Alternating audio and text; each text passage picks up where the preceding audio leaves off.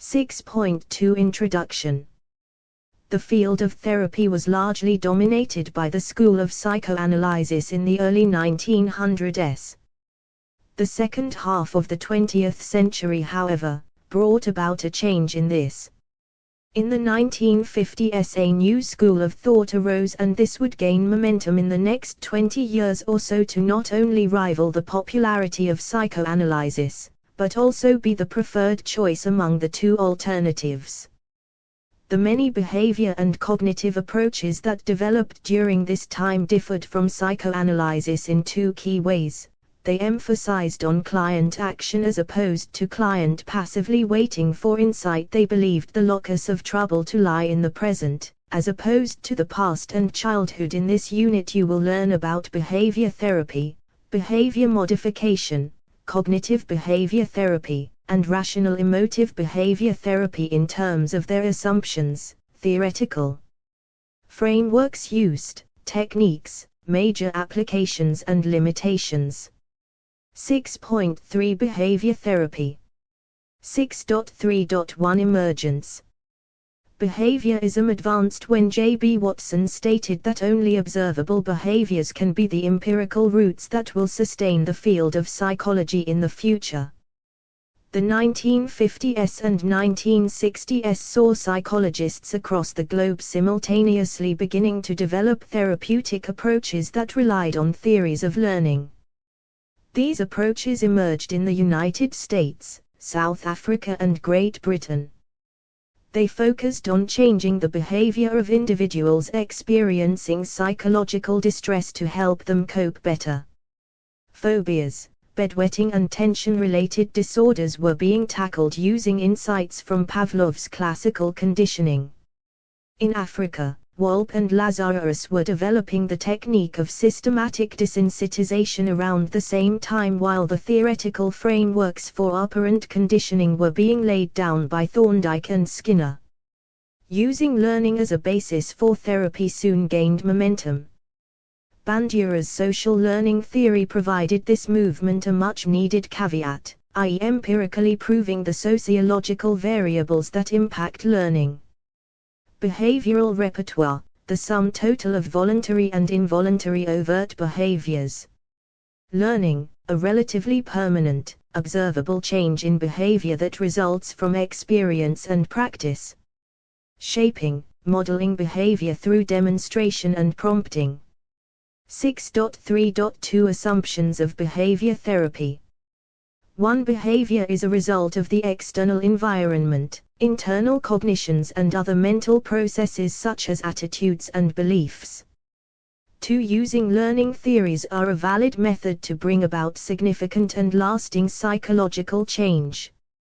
3. The client plays an active role in decreasing her/his psychological distress by learning new ways of coping and self-management. 4. Effectiveness of therapy is measurable using empirical methods, i.e. impact of therapy on the client can be measured using standardized psychological tools. 5. Success of therapy is marked by translation of therapeutic goals to real-life situations, not just reproducing them during sessions or having knowledge and insight regarding them. 6. The therapeutic goals can only be reached if the client has self-efficacy, i.e., has faith that change is possible, and that she is capable of bringing about that change. 7. Psychological ailments are not disorders, but problems in living. 8. Therapeutic interventions and techniques aren't universal and must be tailored to the needs of each client and their presenting problems. 6.3.3 Theoretical frameworks. The field of behaviorism has moved from its initial conceptualization of a human being as a tabula rasa to viewing humans as beings who actively engage with their external environment through an internal world comprising attitudes, beliefs and values.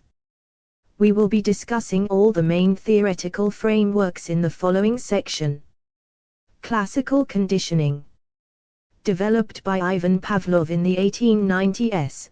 Classical conditioning pairs a natural stimulus, for instance, a rattlesnake, which naturally elicits fear, with a neutral stimulus, For instance, hearing a rattling noise, to get a desired response, i.e. fear. Eventually this would lead the neutral stimulus to produce the same response as the stimulus, i.e. even hearing the rattling noise would elicit fear. Operant conditioning. This is the model of learning that focuses on rewarding individuals for displaying desirable behaviors and penalizing them for displaying undesirable ones. Here learning is achieved through reinforcements and punishments.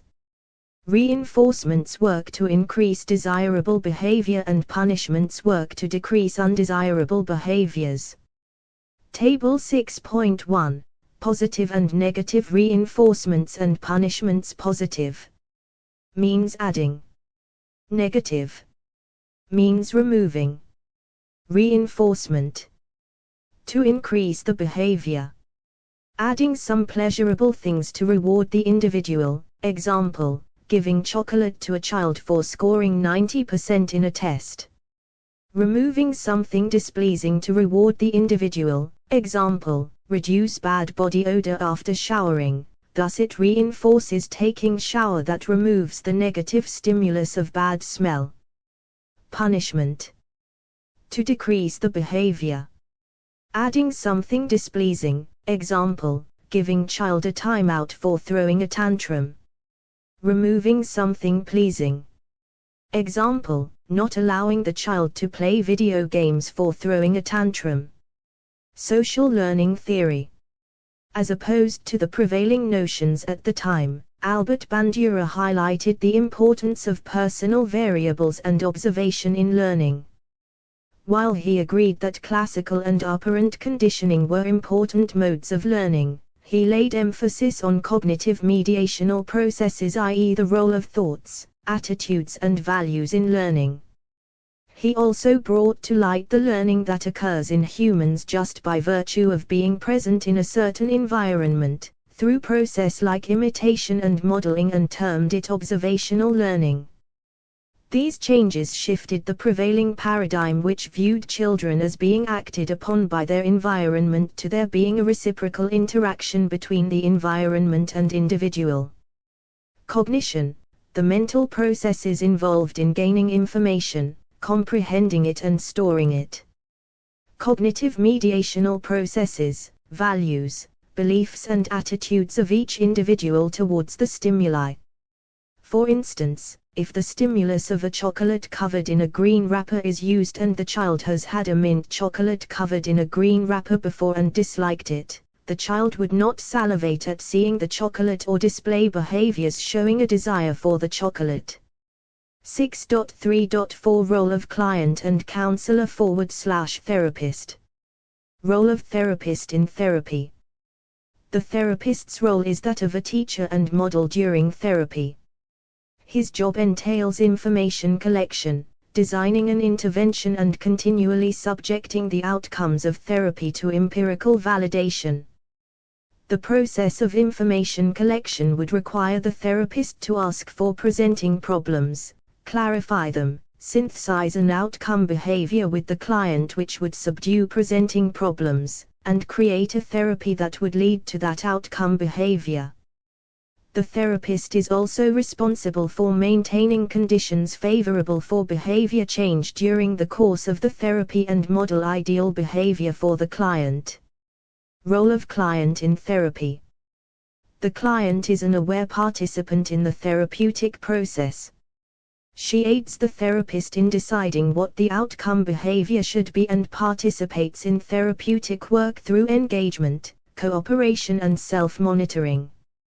These behaviors on the client's behalf are essential for therapeutic work to be successful. The client plays the role of an alert student during the therapy and experiments with a variety of behavioral responses. This eventually allows the client to increase her behavioral repertoire.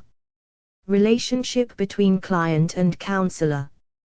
While behaviorists understand the appeal for warmth and empathy in a therapy, they do not consider these attributes sufficient for change.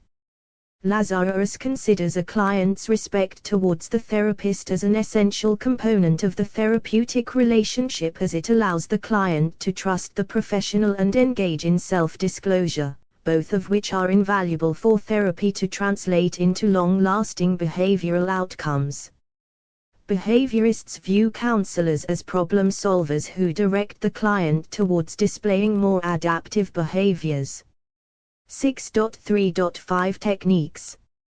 The following is a brief description of counseling techniques arising from different behavioral approaches.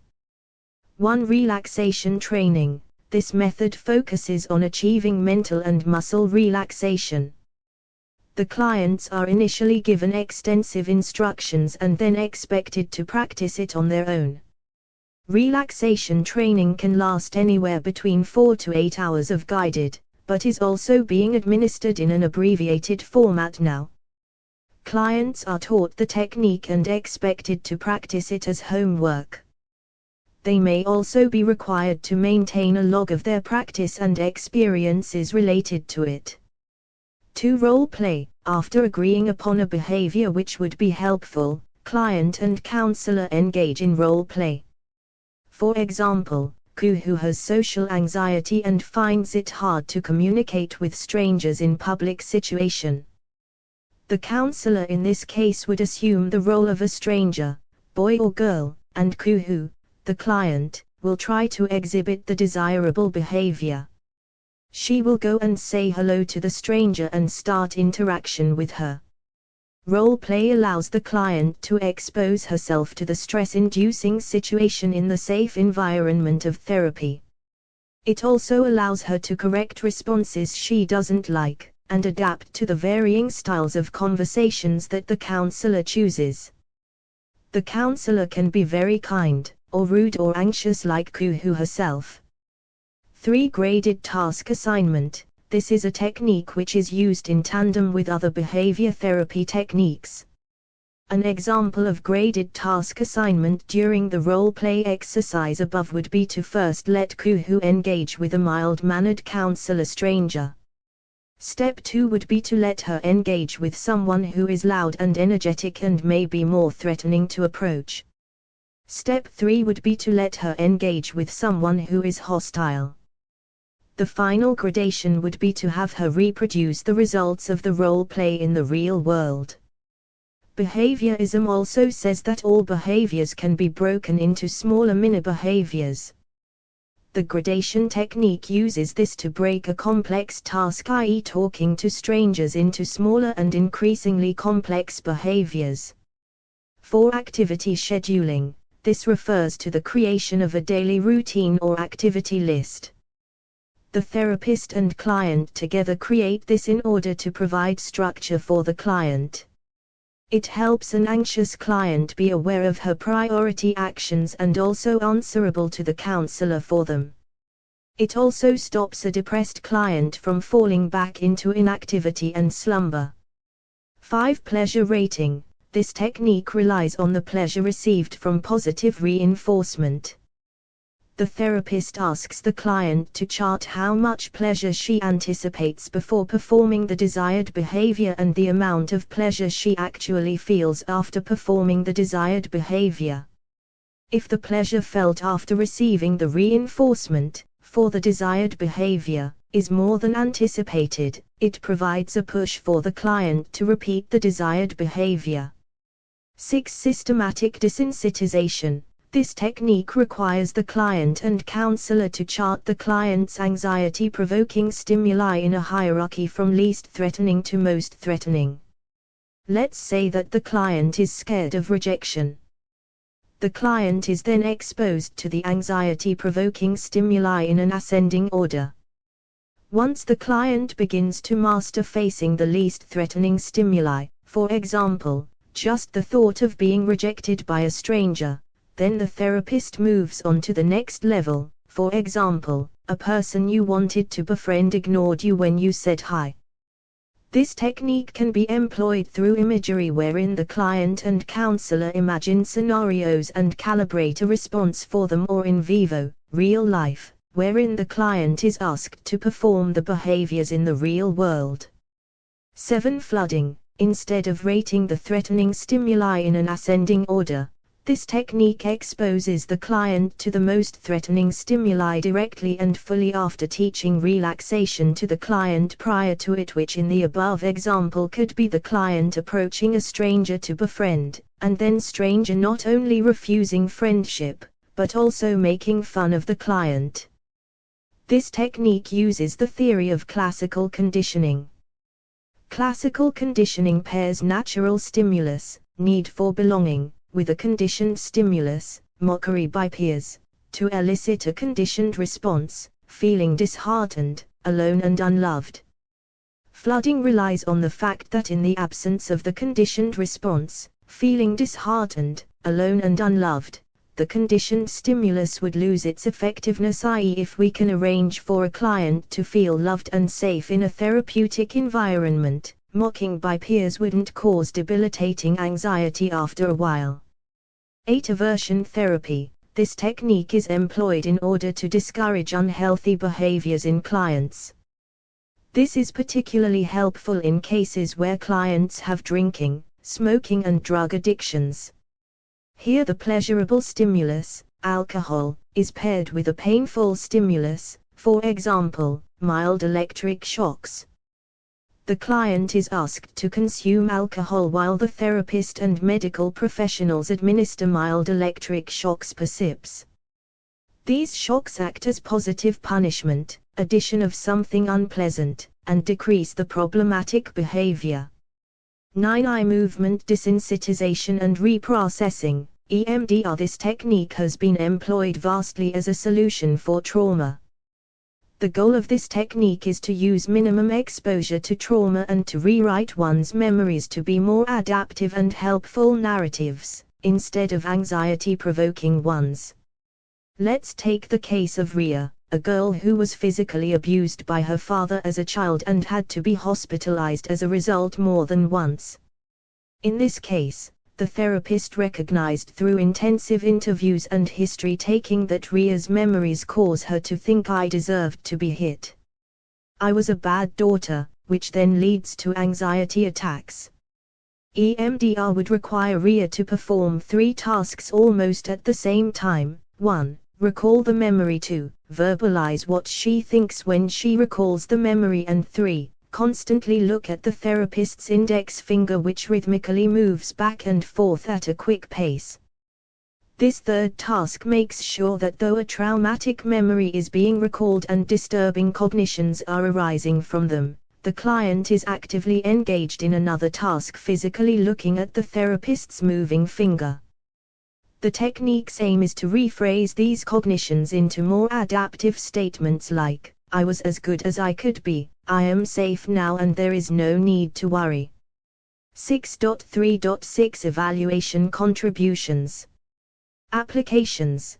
Behavior therapy techniques can be used as interventions for anxiety and phobias, flooding, systematic desensitization, etc., depression, activity logs, relaxation training, etc., and even trauma, EMDR. Critical evaluation of both therapy and client. Neither what the therapist offers nor what the clients think are unconditionally accepted. The therapist continually evaluates his interventions empirically and also challenges the client's assertions of limitations or problems in living. Ethical benefits of a positivistic inclination. A behavior therapist has clear-cut boundaries. They delve in a client's life only to the extent to impact behavior, thereby don't have to face many gray areas ethically. Ethicality of the therapeutic relationship therefore can be maintained much more easily.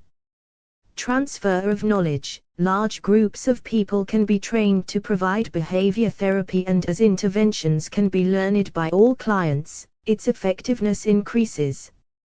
Time and money effective. As the therapy is time-bound and short-term, compared to other modes of therapy, it is monetarily and temporally convenient.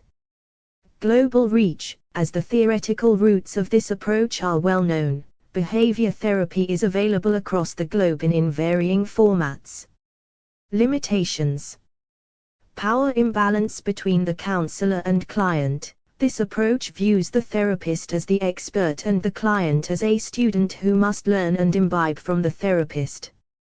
The power dynamics in the therapeutic relationship are therefore lopsided, with the control residing with the therapist. This can result in clients feeling obligated to go along with whatever the therapist says, even when they are uncomfortable with it. This can also lead to high attrition rates, clients leaving therapy before completion. Symptom-focused solutions. Behavior therapy aims to change behavior, the symptoms of a supposedly unobservable cause, through theories of learning. The underlying causes, however, are never really brought forth. So even though behavior therapy causes the behavior to change in specific situations, the cause continues to remain and may continue to cause problems in the future. Lack of emphasis on client's emotional world. The client's emotional world, how they feel about their problem or the therapy or the therapist, are all not only irrelevant to therapy but not even discussed during the course of therapy. The client's emotional state can be very useful for therapy and provide great insight to a therapist. Ignoring this aspect of a client completely is one big lacking of behavior therapy. More to know, clients leaving therapy before completion is very common. In a 2008 article, Barrett.al. discuss the many reasons why most therapies have a high rate of attrition. The age, gender, ethnicity, distance to travel in order to receive therapy, the waiting period and many more factors come together to determine why clients leave therapy before completion. 6.4 Behavior modification. Using theories of learning in therapy to eliminate or reduce undesirable behaviors is called behavior modification. All the therapeutic interventions mentioned in the section above can be called behavior modification techniques. In 1977, an American psychotherapist, Donald Meekenbaum, developed cognitive behavior modification, CBM. Much like the behavior modification techniques described in the previous section, this technique also aimed to change behavior. Unlike the above techniques, however, this one focused on a person's inner thoughts as a source of unhealthy behavior and therefore believed in changing those thoughts in order to change behaviors. Cognitive behavior modification is a therapy that employs a teaching approach wherein the counselor teaches the clients, or the client teaches herself, different skills. CBM works in a three-step framework: I. Observing one's thoughts, 2. Changing thoughts which lead to maladaptive behavior, and 3. Acquiring skills that help individuals to cope better. Meekenbaum focused on helping his clients develop skills to cope with stress, and made the term stress inoculation famous. Like humans are vaccinated with weaker or dead viruses to help them develop immunity against these viruses, Meekenbaum thought that exposing people to smaller stressors, bit by bit, would help them develop tolerance towards bigger stressors. Before we go ahead, sorting terminologies. The terms cognitive behavior therapy, CBT, and cognitive therapy, CT, are often confused. Are they the same? Can we use them interchangeably? The answer is no. Cognitive therapy, CT, was developed by Aaron Beck and is a type of therapy. CBT, on the other hand, is an umbrella term used to describe the many kinds of therapies that employ behavioral and cognitive tools to help clients. CBT comprises of at least 20 different therapeutic styles, varying in their techniques but sharing some bedrock assumptions like, the relationship between therapist and client is collaborative, the basis of psychological ailments are cognitive problems, their focus on psychoeducation, teaching client to cope better, as a means of changes and rely on the connection between affect, behavior and cognitions. 6.5 Cognitive therapy. 6.5.1 Emergence. By the 1960s, behavior therapy was slowly evolving to include methodologies that worked on the unobservable, on thoughts, emotions, and the inner world. The influence of the inner workings of the mind was undeniable. This led to a surge in theoretical perspectives which aimed to theorize the internal frameworks to study the relationship between cognition, behavior, and emotion. Beck was on the path to empirically validate Freud's theory when he began his journey as a psychologist. Ultimately, not only he could not verify the Freudian theory, but he began seeing a pattern in his results that led him to create his own theory of psychological ailments. Beck's research repeatedly pointed towards faulty cognitions in patients with depression, which eventually led him to describe a depressed client as one with dysfunctional thinking. The emphasis here is on how do we interpret or perceive a situation that in turn affects our actions and emotions. So one needs to be aware of these negative interpretations and accordingly change their cognition to engage in alternative ways of thinking and behaving. 6.5.2 Assumptions. 1. People's cognitions are made of both factual and inaccurate thoughts. Both of these kinds of thoughts can coexist in a person. Psychological illnesses are a result of the perpetuation of maladaptive behaviors which result from these inaccurate thoughts. Thus it uses a cognitive model to explain mental health-related problems. 2. Humans' minds are capable of conscious thinking, also called a secondary process, as well as unconscious impulses, primary process. Cognitive therapy, CT, aims to process all thoughts consciously. CT believes that internal communications can be and should be audited, i.e., brought into conscious focus and examined for validity. 3. The theory also relies on the notion of universality in cognition. Cognition and all the structures that interact with it, emotions, behaviors, etc., are universal and do not differ from culture to culture. 4. Like behaviorism, cognitive therapy, CT, also relies heavily on empirical testing. Therapists and clients are free to examine the therapy's outcomes objectively and reject the therapeutic structure if it fails to produce results. 5. Unlike behaviorism, however, CT gives the client much more authority. Client has the ultimate authority to describe what a particular cognition, for example, I feel stupid, means. The therapeutic framework also strongly relies on the client's motivation and efficacy for change. 6. Therapeutic goal is to change the core cognitive schema of the client, which leads to personality change. 6.5.3 Theoretical framework. Beck points out 3 levels of cognition in the cognitive model which characterize human cognition or the way we think. These are core beliefs or schema, dysfunctional assumptions, and negative automatic thoughts. Core beliefs. The human mind consists of thousands of schemas or concept maps with millions of linkages that help us process information quickly. Since the schemas are mental representations of things /objects /people etc., they can be subject to inaccuracies. For something as factual as the concept of what a dog is, it is easy to correct the schema, but for something as subjective as your worth in the eyes of your parents, the task is much harder.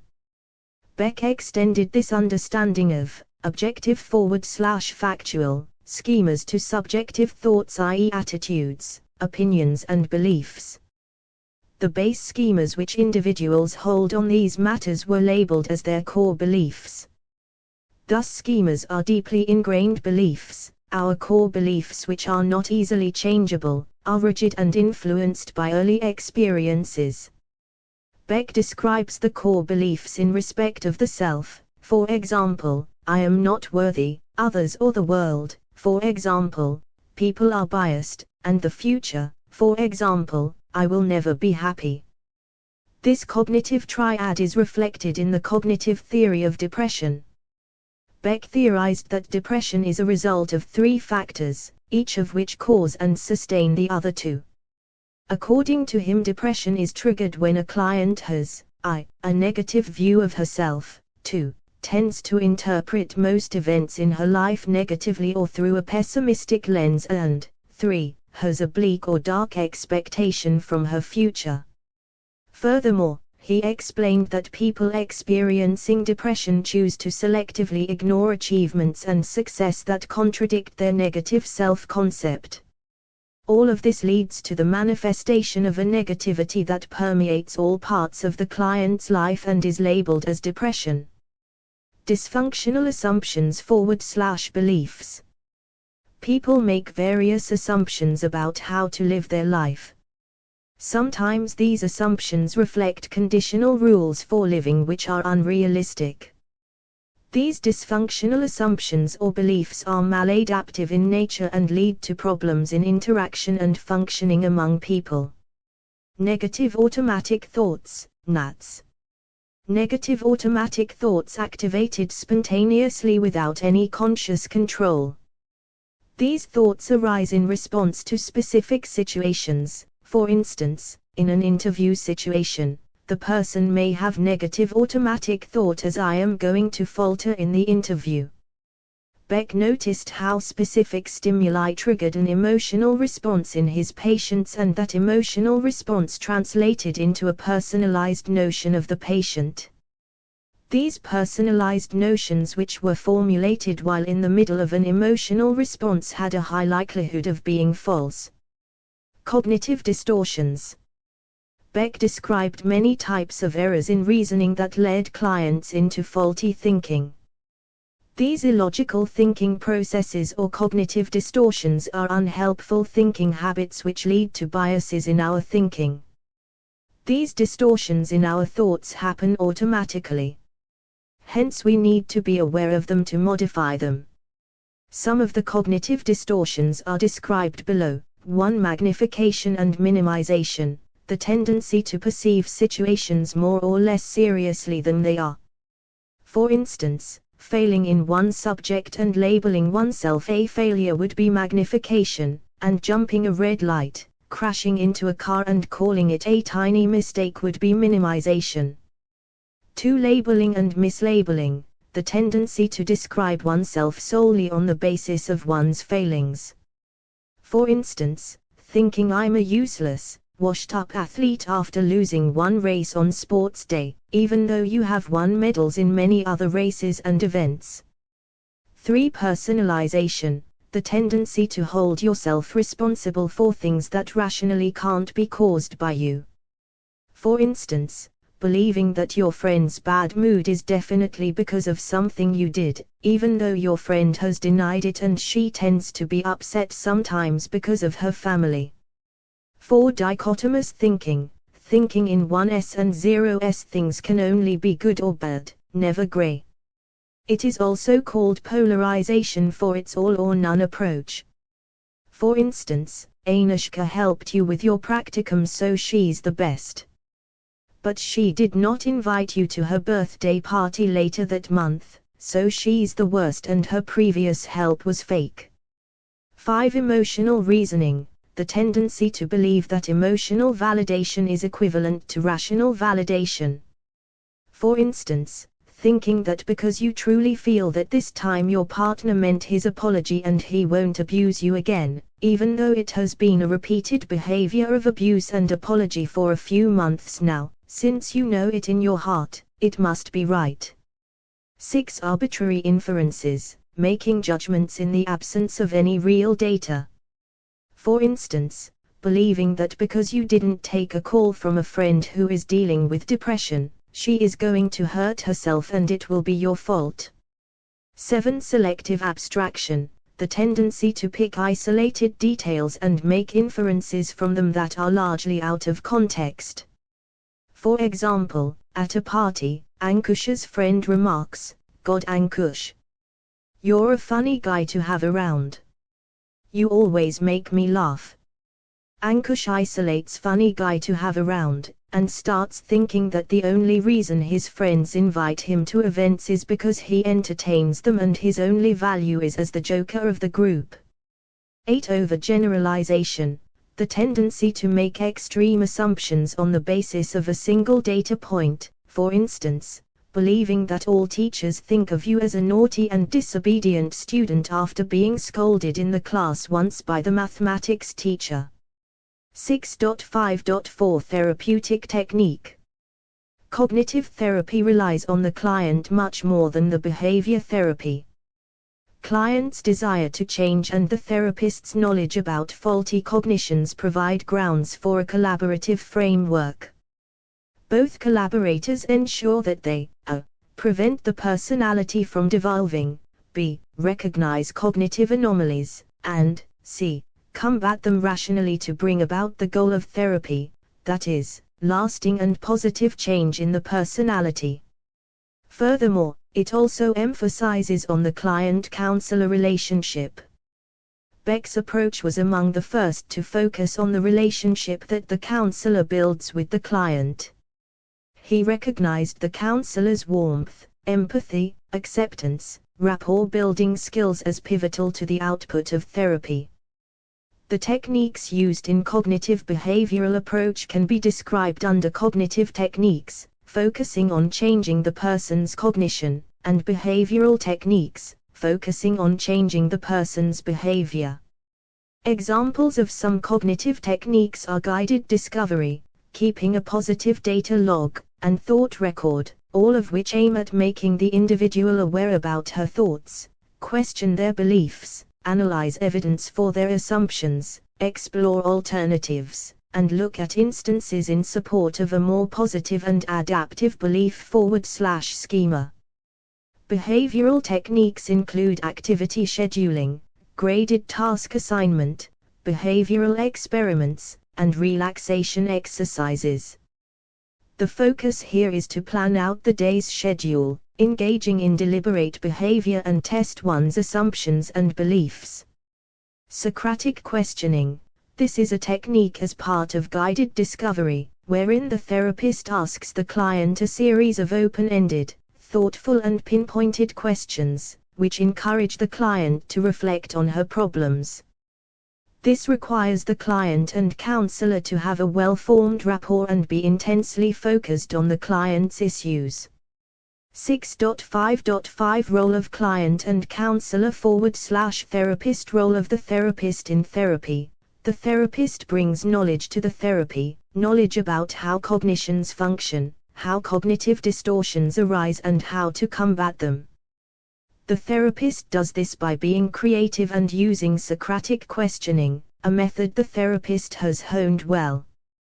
The therapist's knowledge, directive engagement, and questioning together accelerate the process of the client's discovery of her problems.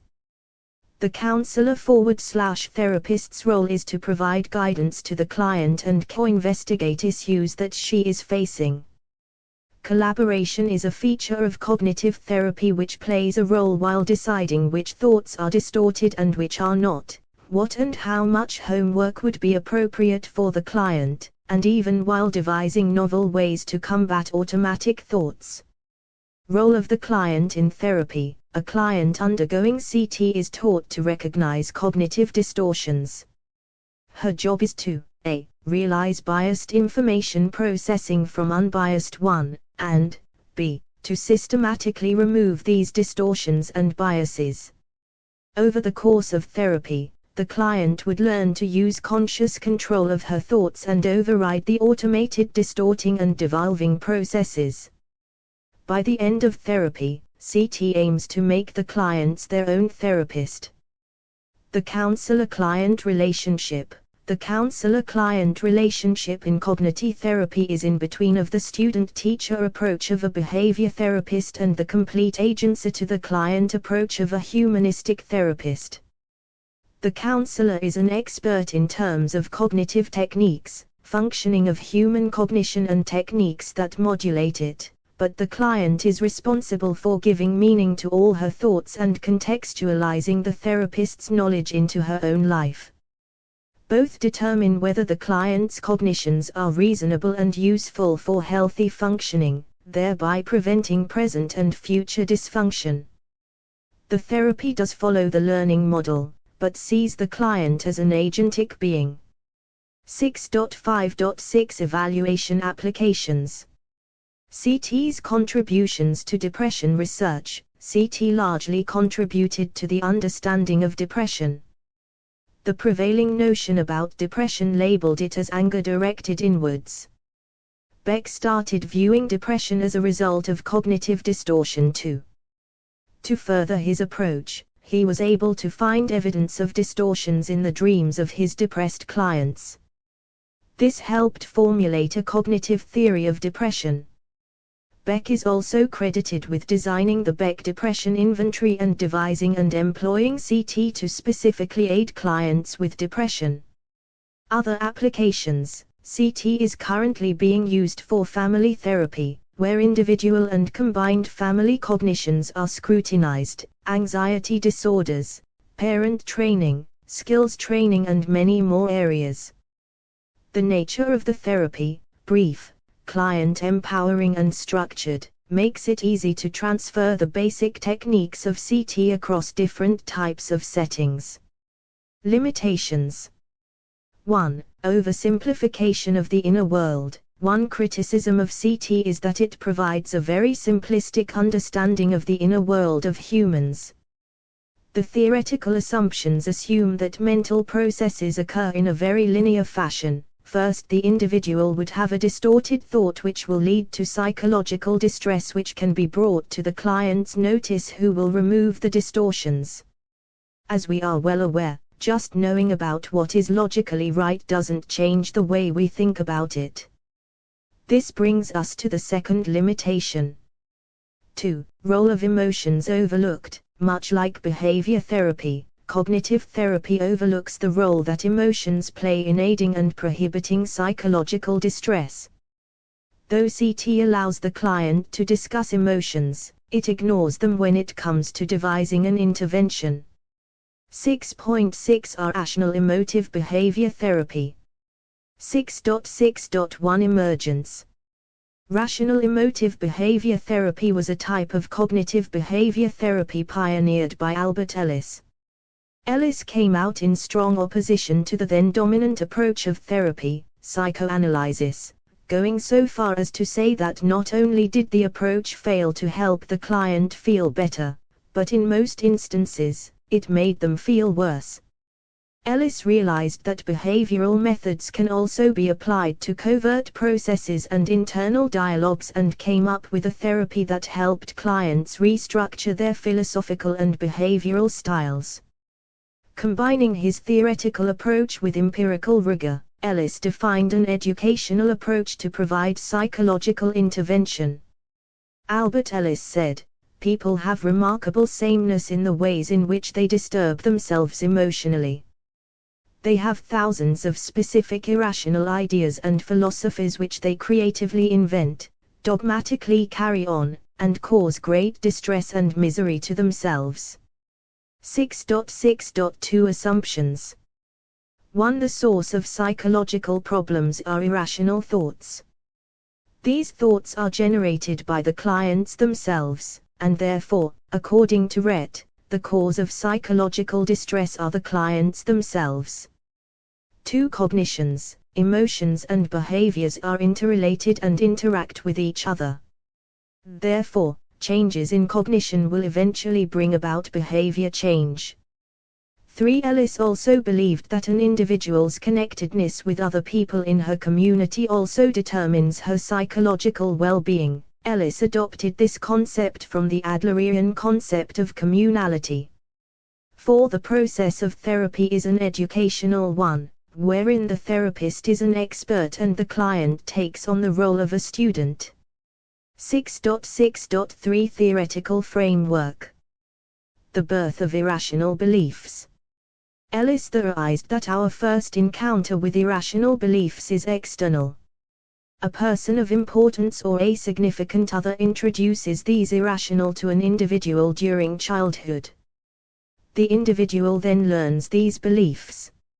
Individuals are also capable of creating these beliefs by themselves. Sustaining these beliefs is harmful to the self. Various ways in which these beliefs are sustained involve giving oneself auto-suggestions that these beliefs are beneficial. Repetition, for example, thinking I am a failure again and again at the slightest setback, and enacting behaviors supportive of these beliefs, for example, not participating in competitive activities because you believe that you're a failure. The need for acceptance. One of Rhett's most radical beliefs is that humans don't need acceptance in order to live healthily. It acknowledges that a lack of acceptance from near and dear ones can cause an individual to develop irrational, self-defeating beliefs, but it does not see receiving that acceptance as a cure. An Rett therapist would ask a client to face the emotions that come with lacking acceptance, face the sadness, loneliness and even anger. These emotions turn into internal dialogue which is often assigning blame. I should be loved by my father. If my father doesn't love me, it must mean I am unworthy. But even if I am unworthy, a father should love his child unconditionally. Two things have happened in this emotion to thought change. A blame has been assigned to self, along with the label of being unworthy. This thought will now have a life of its own, amplifying and validating itself, causing harm to the individual. 2. The second thing that happened in the emotion to thought translation was the creation of rigid and absolutist notions. Emotions are fluid. We can feel very angry and after the heat of the moment, the anger subsides. But thoughts have a tendency to be much more rigid. Absolutist notions refer to those notions which are uncompromising and don't leave room for any flexibility. Revisit the above statement and underline the words that show rigidity of thought. Answer: I should be loved by my father. If my father doesn't love me, it must mean I am unworthy. But even if I am unworthy, a father should love his child unconditionally. Blame and rigidity of thought are what an Rett therapist aims to target and change. The acceptance of another cannot be obtained by any therapist, and believing in the agency of an individual, the ability of an individual to act and bring about positive change in her own life, the Rett therapist works on the client instead. The ABC model. Imagine you are strolling through the market and you come across a 6 or 7-year-old child, who is crying and asking her mother to buy a teddy bear for her. If you are asked the question, why is the child crying, what would you say? You may say, A. The child is crying because she wants a teddy bear and she is sad that she can't have one. B. The child is crying, she is throwing a tantrum to get the teddy. Or C. The child is crying because the mother is too strict or unresponsive. Can you think of other children who are facing a similar situation but are not responding to it by crying? What makes one child respond one way and another respond in another? The ABC model says every situation can have multiple emotional reactions to it, depending upon the way a person chooses to process it. Whenever an incident happens, activating event, our existing thoughts and beliefs related to the event, beliefs, impact the way we respond, consequences, to the incident. Ellis explains that it is our irrational beliefs arising from how we interpret the situation/event, that leads to negative consequences. So this model makes it possible for applying an intervention, or therapy, to the beliefs, B, in order to bring about change in emotions and behaviors. Hence the focus here is on irrational beliefs of the individual, whereas the focus in Beck's theory is on the cognitive triad. The D here represents the objective questions the clients and counselors ask about thoughts to verify if they are true or false. E represents the effects of therapy which eventually causes a change in the way one feels. F. Fig. 6.4 above shows how Rett works to change beliefs and bring change in emotions and behaviors. 6.6.4 Techniques. Working on thoughts. 1. Therapist's interruption. This is part of the process when the client shares her beliefs with the counselor and the counselor questions the client objectively and corrects the irrational thoughts. 2. Self-correction. Clients are also given homework, wherein they are encouraged to identify all their rigid and absolutist thoughts, the ones with musts and shoulds. After identifying these thoughts, the clients are encouraged to apply the ABC model to change them. 3. Becoming an RET teacher. It is easier to identify the irrationality of another person's belief subjectively than to identify one's own. This is the reason why clients are encouraged to practice observing irrational beliefs in others as an exercise to become better at identifying them. Working on behaviors. 1. Language change. As it has been shown above, simple statements can cause one to develop long-lasting, self-defeating thoughts. Consciously changing one's language to say statements which are less rigid, less absolutist, less self-blaming can have a similar long-last but self-supportive impact. Working on emotions. 1. Rational emotive imagery. This is an intensive technique where clients are asked to think, feel and act as they want their healed self to.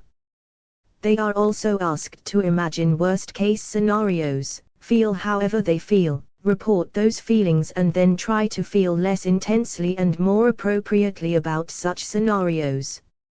It is thought that if clients mentally practice these scenes, when they happen in reality, the clients will be able to respond to them appropriately. Appropriately here means that even an incident evokes sadness, the client should feel sadness, but not be traumatized.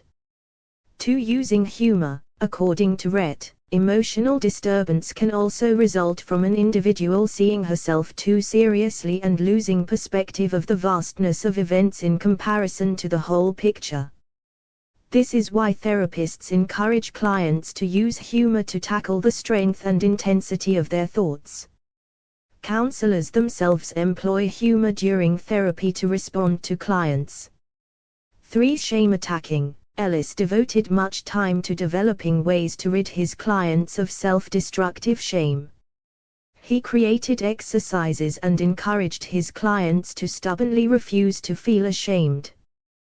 Clients are given assignments where they are asked to act slightly different from social expectations, for instance wearing loud clothes, replying in a different way than the usual to an elder in the family who is rude to you, or returning a dish that was wrongly prepared at a restaurant. All these exercises and assignments are aimed at helping the client realize that while the emotion of shame has a role to play, excess of it can be extremely detrimental to the self-image and life of an individual. 6.6.5 Role of client and counselor / therapist. Role of therapist in therapy. The role of an RET counselor is complicated. Ellis expected RET to accept the client unconditionally, but also reject their irrational beliefs openly. This means that the counselor must come to view the client as a person who makes mistakes, but nevertheless is capable of leading a healthy and successful life. Another aspect of the therapist is that unlike other counseling schools, Ellis did not believe that warmth of a counselor played a significant role in the success of therapy. He even cited instances where warmth could be harmful. So an RET counselor wouldn't spend much time building a warm relationship with the client.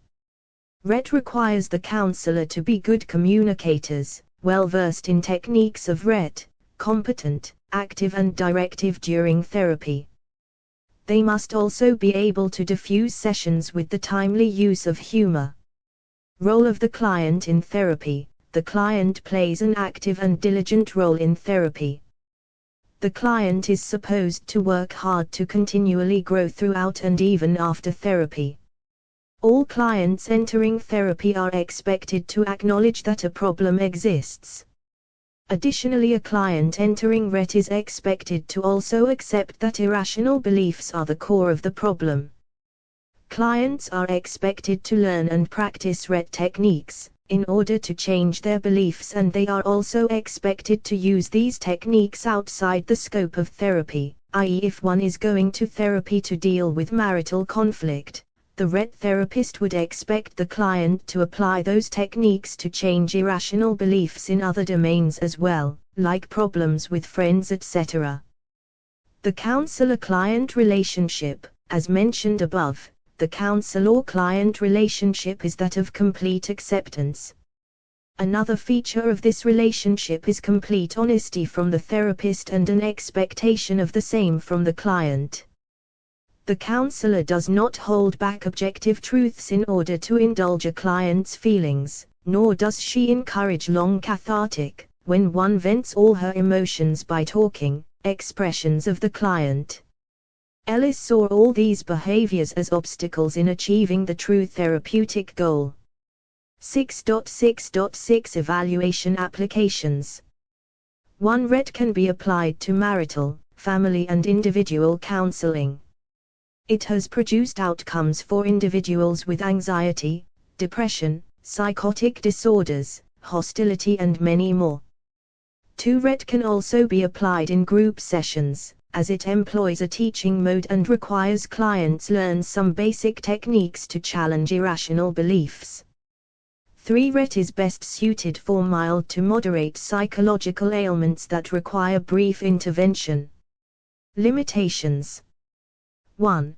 Power imbalance. The counselor in RET is considered an expert. The mode of therapy is itself labeled teaching. All of this combined gives the therapist a lot of power over the client. Not only can this be misused by the therapist, it can also be a problem if the therapist is not well trained or competent. 2. Ignoring clients' problems. RET places emphasis on a primary problem that needs intervention. The related problems, or what are labeled as secondary problems, are left outside the scope of therapy. This may not be the best approach to bringing about lasting change. 3. Confrontational style. RET encourages therapists to challenge clients' irrational beliefs. This confrontational style may not suit all clients. Moreover, given that this is a brief therapy format that doesn't focus on building a warm relationship, it becomes more difficult to accept a therapist's confrontations. 4. Balancing the past and the present. While all forms of behavior and cognitive therapies focus on the present concerns, completely ignoring the past and early childhood hinders therapy in the long run. 6.7 Contemporary therapies. Various contemporary therapies have been developed that combine two or more therapies. These integrative therapies are also called new generation therapies.